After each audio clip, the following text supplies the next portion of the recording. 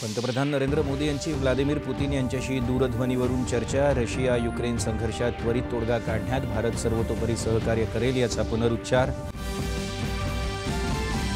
पंतप्रधानांची अमेरिकेचे राष्ट्राध्यक्ष जो बायडन यांच्याशीही दूरध्वनीवरून चर्चा. बांगलादेशातील अल्पसंख्याकांची सुरक्षा सुनिश्चित करण्यावर उभय नेत्यांचा भर.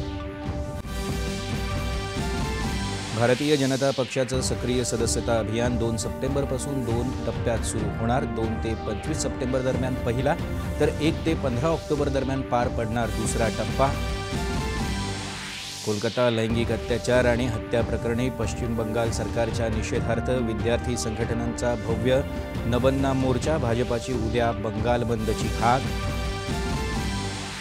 भारत ब्राझील संयुक्त आयोगाची 9वी बैठक सुरू. G20 सह द्विपक्षीय आणि बहुराष्ट्रीय मुद्द्यांवर फलदायी चर्चा होण्याची परराष्ट्र मंत्री एस जयशंकर यांनी व्यक्त केली अपेक्षा.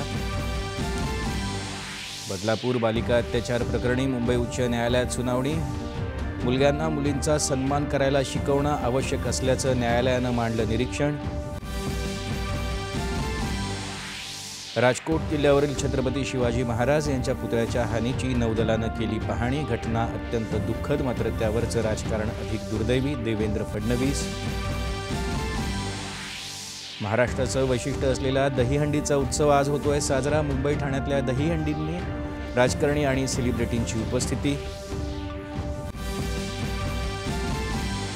आणि राज्यासह देशाच्या अनेक भागात पावसामुळे धरणांच्या पाणी पातळीत वाढ. गुजरातमध्ये अनेक जिल्ह्यात पूरस्थितीमुळे जनजीवन विस्कळीत.